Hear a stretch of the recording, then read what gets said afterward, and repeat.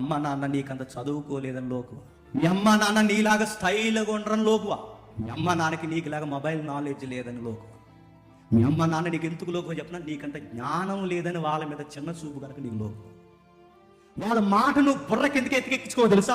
నీ జనరేషన్లో వాళ్ళ జనరేషన్ కలవట్లేదని నువ్వు ఏదో పెద్ద జ్ఞాని సైంటిస్ట్లా ఫీల్ అవుతున్నావు కనుక లోకువ. గుర్తుపెట్టుకో, నీకంత చదువు వాళ్ళకి లేకపోవచ్చు, నీకంత జ్ఞానం వాళ్ళకి లేకపోవచ్చు, నీకంత మొబైల్ నాలెడ్జ్ వాళ్ళకి లేకపోవచ్చు, కానీ నా టీనేజ్ మాత్రం వాళ్ళు దాటొచ్చారన్న సంగతి మాత్రం మర్చిపో. నా లైఫ్ ని వాళ్ళు దాటొచ్చారన్న సంగతి మర్చిపో. ఒక విషయం గుర్తుపెట్టుకో, నువ్వు ఏ చదువును చూసి అయితే వాళ్ళని తక్కువ అంచనేస్తావో ఆ చదువు ఇచ్చిన వాళ్ళే గుర్తుపెట్టుకో.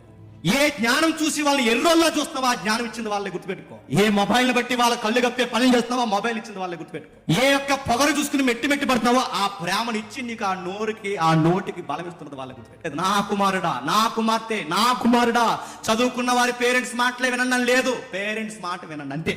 వాళ్ళు చదువుకున్నా చదువుకోరు.